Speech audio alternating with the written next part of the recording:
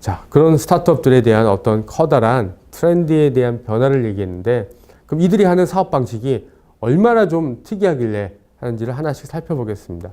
첫 번째, 자, 스타트업이 갖고 있는 사업 방식 중에 창업가 정신이라는 부분을 말씀을 드리겠습니다. 자, 이 자료는 우리 스타트업의 거의 뭐 구루, 뭐 신이죠. 신이라고 할 수 있는 마크 앤더슨이 그 자료에 발표한 내용입니다. 자기가 이전까지 수많은 스타트업을 발표하면서 4가지 기준을 보고 스타트업을 투자를 했다. 그래서 4가지 기준을 아이디어, 마켓, 엔터프리너, 비즈니스 모델 이렇게 4가지를 얘기했는데 거기 나와 있는 내용을 제가 인용해서 설명을 드리려고 합니다.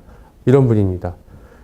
무섭죠. 투자 수익률이 100%면 이거 신이에요, 신. 저도 못하는 이 정도의 뭐 조 단위의 어떤 조 단위의 이 펀드를 운영하고 있는 아주 유명한 이 투자자입니다. 이런 기업들을 투자했는데 거기서 나와 있는 얘기들을 요약을 해서 말씀드렸는데, 자, 스타트업 아이디어라는 거, 우리 아이디어에 대해서 되게 강조하잖아요. 혁신적인 아이디어, 좋은 아이디어 얘기하는데 이분의 입장에서 뭐라고 얘기합니까?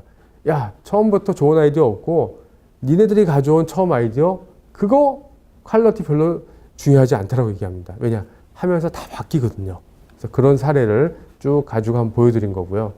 오히려 이 사람들한테 필요한 역량은 이게 기업가 정치당하고 관련해서 하는데 브레이크 스루한, 이게 이제 한국말로 번역하면 좀 맛이 안 나는데 여기 딱 나오잖아요. 뭔가 파괴적이고 뭔가를 이렇게 딱 한 단계를 뛰어넘는 혁신적인 아이디어가 중요한 거다. 그러니까 왓이 중요한 게 아니라 그 속성이 중요한 거죠. 특별히 그 아이디어가 해결하고자 하는 문제점이 무엇인지 그거에 대해서 결국 관심을 갖는다는 얘기입니다. 그래서 왜 이걸 관심을 갖냐면 그 브레이크스루한 아이디어는 대부분 어떤 문제가 있냐면은, 자, 프로블럼 위드 브레이크스루는 어때요? 아까 말한 대로 예를 들어서 에어비앤비를 예를 들어보면 에어비앤비가 성장하는 지표를 보면 한 2, 3년간은 전혀 성장을 못했거든요. 이런 거예요. 어느 날 빈 집이 있는데 방학 동안 한 2주 빈다고 해서 야, 네 집 깨끗이 치워주면은 내가 너 집을 빌려가지고 렌트해서 너한테 50%를 줄게. 아마 그거를 지금은 보편적인지 모르지만 한 10년 전에 얘기했으면 빤 맞았을 거예요. 너 남의 집 가지고 뭐 장난치냐고. 미친 짓이잖아요. 바로 그런 얘기예요. 그런 아이디어일수록 문제가 뭐냐? 미쳤다. 미쳤다라고 그러는 거예요. 그냥 우리가 봤을 때 미친 거거든요. 그 말이 되냐? 그게 무슨 사업을 정상적으로 해야지. 왜 네가 호텔을 차려서 해야지. 왜 남의 집을 빌려서 해? 미친 소리를 듣는 게 당연하다는 거예요. 자, 왜냐? 그 아이디어 자체가 명확하지 않기 때문에 남들이 볼 때는 미친 짓이다. 근데 그거를 미친 짓이라고 바라보는 게 아니라 아까처럼 각도를 딱 바꿔서 혁신적이라고 바라볼 수 있는 안목이 있는 투자자를 만나는 게 중요한 거죠. 자, 이게 명확하지 않기 때문에 미친 짓일 때도 잘 발굴할 수 있어야지만 투자 수익률 100%를 할 수 있는데, 예, 저도 아직 거기까지는 못한 것 같습니다. Ideas are scary. They come into this world ugly and messy.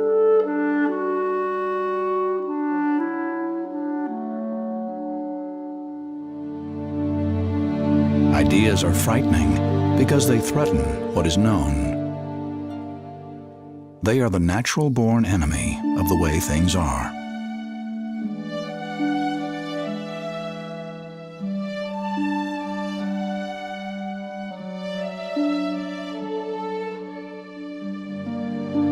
Yes, ideas are scary and messy and fragile.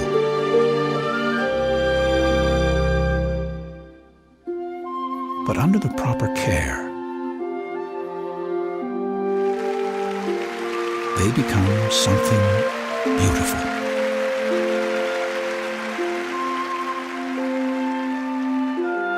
자, 이 동영상이 이게 아이디어입니다. 아이디어. 이 아이디어가 처음부터 막 휘황찬란하게 한 게 아니라 거리에서 쫓겨나고 이 동영상을 보면은 발로 차이고 노숙도 해요. 노숙도 하는데 누군가를 만나죠. 누군가를 만났더니 갑자기 아이디어가 완전히 개과천선하는 거예요. 자, 처음부터 좋은 건 없습니다. 항상 우리가 제가 주로 멘토링 할 때 하는 주요 얘기가 뭐냐면 사업을 우리는 멋있게 하면 안 된다라고 얘기합니다. 사업을 하면 뭔가 멋있고 막 성공하고 사업은 처절하게 해야 된다고 봐요. 자, 그게 아이디어의 이 동영상을 보시면서 느끼시면 돼요. 미쳤다는 거예요. 다들 미쳤다고 생각할수록 여러분 어때요? 최악의 조건에서의 아주 최선의 결과가 나오는 게 이제껏 보면은 그런 현상들이 역사적으로 많이 있습니다. 이걸 보여드리는 거고요. 근데 그럼에도 불구하고 스타트업이 왜 대기업이 위협이 되냐면 그냥 뭐 미쳤다고 하고 뭐 아무도 불명하지 않는데 그들은 끊임없이 그거를 실패라고 생각하지 않거든요. 내가 사업을 하는 과정에 이런 불확실성은 당연한 거라고 이겨내는 데 굉장히 무서운 강점이 있는 거죠. 그래서 그거를 유식한 말로 뭐예요? 피벗이라고 하잖아요.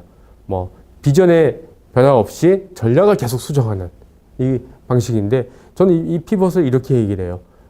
성공은 실패를 많이 해본 놈이 성공할 확률이 높잖아요.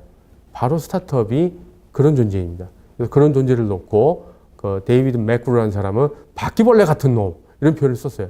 밟아도 바퀴벌레가 잘 안 죽나 봐요.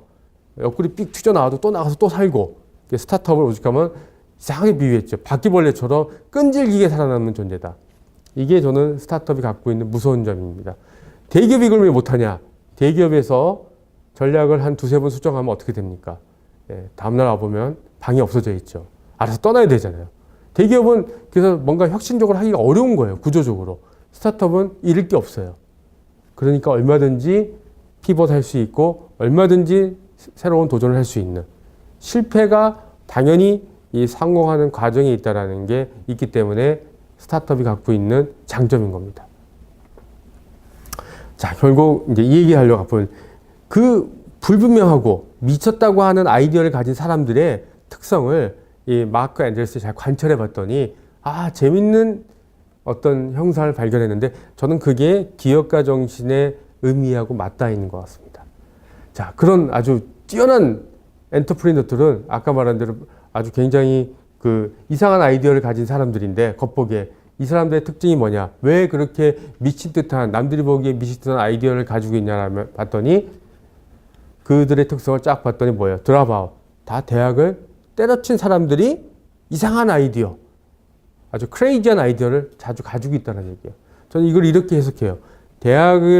하버드가 들어가기 쉬운 대학은 아니잖아요.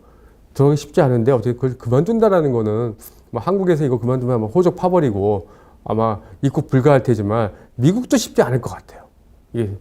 근데 그거를 그만둘 정도의 내가 이 아이디어에 대한 가치에 목숨을 걸은 사람을 만난다고 하면 그 감동 아닙니까? 자기 이 아이디어는 끝까지 하겠다. 그런 정도의 정신을 가지고 사업을 하는 사람들을 자기가 투자했더니 성공 나더라는 얘기예요. 비록 그 아이디어가 초기에는 미쳐 보였지만 끊임없이 진화해서. 자, 그렇다고 한국에 있는 여러분들은 절대 대학을 그만두시면 안 됩니다. 끝까지 다니셔야 됩니다. 다니셔야 되는 거고 이 정도의 용기가 필요한 거고 최고의 전략은 테이크어웨이, 버린다는 표현이 있는데 여러분이 사업을 잘 하시려면은 초반에 이것도 하고 저것도 하면은 절대 성공 못 하고요. 버릴 수 있는 한 최선의 카드를 버려야지 최고의 뭔가를 얻을 수 있는 것 같습니다. 이 정도 버렸기 때문에 뭔가의 이 버리는 원동만큼 앞으로 나갈 수 있는 원동력이 생기지 않았을까. 이런 기업가 정신이 우리도 필요하지 않을까 생각합니다. 조금 버리면 조금 먹고요.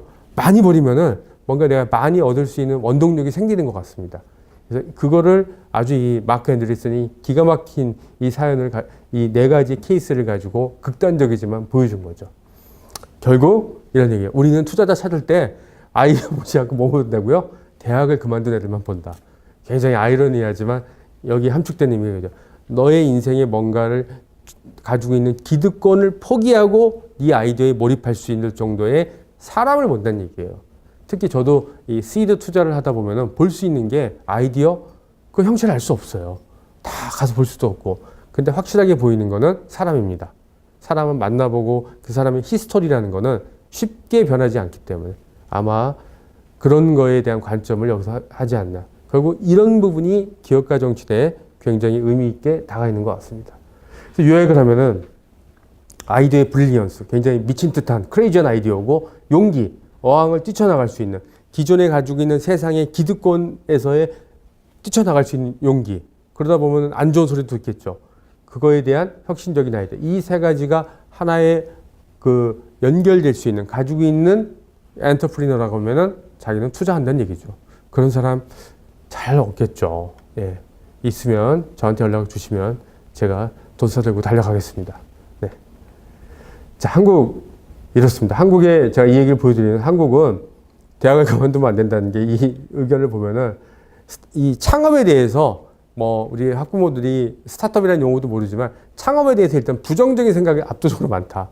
창업하면 위험한 데 가는 것 같고 마치 못해야 될 때 가는 것 같고 인생 낙오인 것 같고 할 게 없어서 하는 것 같은 아주 이런 부분인데 최근에 중국이 왜 이렇게 그 창업이 열풍이냐면 벌써 의식 자체가 뭐 기득권을 버리고 내가 도전해볼 만한 가치가 있다고 생각하니까 굉장히 우수한 인재들이 뛰어드는 겁니다. 사실 미국도 실리콘밸리도 어떻습니까? 지금 창업에 뛰어서 성공하는 걸 보면은 뭐 변변치 않은 뭐 표현이 그렇지만 그런 게 아니라 할 거 없어서가 아니라 나한테 충분히 다른 걸 할 수 있는 뭐 월스트리트를 가서 내가 뭐 할 수도 있지만 그거보다는 여기 가서 3, 4년 했을 때 나한테 오는 기대 수익과 여러 가지 성장률이 높기 때문에 기득권을 포기하고 좋은 애들이 가는 거거든요. 결국 그런 부분들이 우리나라는 아직은 조금 약하다라는 걸 보여드리는 겁니다. 특히 어떤 부분에서 약하냐면 저는 생태계를 주로 보는 관점에서 보면 창업의 어떤 기회, 그 opportunity recognition 이런 표현을 하는데 창업의 어떤 기회, 아까 봤던 어떤 아이디어를 선정하고 스케일업 할 수 있냐 이런 걸 찾는 부분에 있어서 우리나라가 굉장히 낮다는 거예요. OECD 국가 중에서 자영업 비중이 제일 높다 그랬잖아요. 그래서 그런지 창업의 기회 인식은 최하이다. 대부분 생계형이라는 얘기입니다. 생계형. 먹고 살려고. 자, 먹고 살려고 대학을 그만두는 건 아니죠. 저 친구들이. 대학을 먹고 살려고 하면 대학을 그만두면 안 되죠. 대학을 끝까지 다녀야 되는 건데 먹고 살려고 하는 게 아닌 거죠. 이런 부분들이 우리나라가 좀 아직은 부족하다. 여러 가지 기회라든지. 그럼 바람직한 창업은 뭔가? 저도 그 대안을 연구해 본 결과 이런 얘기를 할 수 있어요. 유저 엔터프리너십이라는 표현을 씁니다. 이게 이제 뭐 사용자 창업이라고 뭐 번역할 수뿐이 없는데 이런 거죠. 내가 일상생활에서 또는 내 주변에서의 어떤 현업의 경력이나 내가 갖고 있는 전문성에서 하다가 뭔가 불편함을 발견하고 기회를 발견해서 그거를 사업화 연결하는. 그러니까 뭔가 이거는 구체적인 거죠. 아이디어가 있고 문제에 대한 해결도 명확하게 인지하고 시작하는 거죠. 사업을 해서 뭔가 문제점을 찾는 게 아니라 문제를 가지고 그걸 해결하는 과정에서의 하나의 방법으로 내가 이거를 그냥 누굴 줄까? 내가 창업할까? 창업하는 거예요. 그게 유저 엔터프리너십이고 그런 부분이 많은 게 독일에 있는 회사들이에요. 제가 이 예를 다 들려드리는 게 아니지만 신경외과 의사가 자기가 현업에서 일을 하다가 이거 불편한데 이거 할 수 없는 방법을 뭔가 해결할 때 어떤 프라운호퍼 유명한 연구소가 붙고 또 그 아이디어에 이제 제조업체인 시멘스가 펀딩해주고 뭔가 이렇게 차곡차곡 도움이 돼가지고 그거를 학교에 가서 발표하고 산업화시키는 이 과정을 보여주는 겁니다. 이게 굉장히 잘 된 생태계죠. 어떤 이러한 좀 고급 창업이라 할까 뭔가 해당 분야의 전문성을 가지신 분들이 창업에 많이 들어가는 게 향후에 우리나라에 굉장히 발전이 있는 거죠. 그냥 이런 부분들은 굉장히 전문성이 있기 때문에 성장도 빨리 될 거고 뭔가 이 기존 창업에 의해서 성공할 확률도 실패할 확률도 낮다는 겁니다. 그래서 이런 얘기를 말씀을 드린 겁니다. 자, 창업가 정신, 뭐 앞부분에 나와 있던 얘기를 쭉 어떤 개념적으로 제가 요약한 건데 뭐 하버드 비즈니스 스쿨의 하워드 스팀버슨이 얘기한 건데 저는 여기서 뭐 창업가 정신이나 한정된 자원을 초월해서 기회를 추구하는 거 이렇게 되는데 이 얘기를 강조하고 싶습니다. 나머지 읽어보시면 되는데 한정된 자원이다. 자, 스타트업은 처음부터 모든 걸 완벽하게 갖고 하는 사업은 없습니다. 세상에 어느 누구도 완벽한 건 없습니다. 항상 제한된 자원이라고 하고 있는 걸 가지고 있잖아요. 그래서 제한된 자원을 효과적으로 쓰는 게 뭡니까? 특히 전쟁이거든요. 그래서 전쟁에서 나와 있는 용어가 전략이 거기서 나온 겁니다. 한정된 자원으로 싸워서 이길 수 있는 방법, 전략. 자, 스타트업은 한정된 자원으로 빠른 성장을 할 수 있는 전략을 잘 짜는데 그 중에 제일 필요한 게 창업가 정신이라고 강조하는 거는 단순히 뭐 정신에 대한 뭐 정신무장을 하는 게 아니라 그만큼 자기가 사업에 대한 확신과 그 어려움을 이겨낼 정도의 그 준비가 돼 있다는 것을 확인하려고 이 얘기를 강조하는 겁니다. 이 얘기 전제는 뭐예요? 창업가 정신을 강조하는 건 사업이 쉽지 않다라는 거예요. 멋있지 않고 분명히 뭔가 내가 하다가 엎어질 때도 있고 안 풀릴 때도 있는데 그럼에도 그거를 이겨나갈 수 있는 거는 자기가 생각하고 있는 비전, 그런 부분이 중요합니다. 그래서 딴 데는 뭐 비전 얘기를 안 하지만 저는 이 사업을 왜 하는지, 왜 이 아이디어를 선택했는지 그걸 꼭 물어보는 이유가 그냥 어디서 듣보잡처럼 갑자기 이거 4차 산업혁명 되니까 딴다 합니다. 그럼 걔는 영혼이 없는 거예요. 그런 사업은 오래 지속적이지 못해요. 어떤 트렌드에 관계없이 내가 하고자 하는 어떤 그런 보편적 가치의 뭔가 미션이 있는 사람들은 분명히 트렌드에 관계없이 끌고 나가기 때문에 이런 얘기를 하는 거다라는 걸 가지고 한정된 자원을 가지고 어떻게 해결할 건가, 그런 능력을 보는 게 이 창업가 정신이 보여주는 하나의 방법입니다. 근데 이게 왜 어렵냐면 굉장히 한정된 자원이라고 하지만 스타트업이 가지고 있는 문제는 불확실성이에요. 그리고 불확실하기 때문에 정답이 없어요. 정답이 있는 세계가 아닌 정답이 없는 세계에서 여론이 부딪혀야 되기 때문에 더더욱 이런 얘기를 강조한다고 이해하시면 될 것 같습니다. 2강까지 했고요. 이제 3강을 통해서 이제 나머지, 지금은 창업가 정신을 얘기했지만 앞부분에 4가지에 들었던 그런 이런 사업을 해나가는데 특히 비즈니스 모델, 그러니까 비즈니스 모델을 구체적으로 뭐 비즈니스 모델 캔버스를 얘기할 게 아니라 비즈니스 모델이 주장하고 있는 혁신적인 사상을 통해서 린 스타트업에 어떻게 이게 적용되고 있는지를 커다란 개념적인 개념으로 알아보도록 하겠습니다.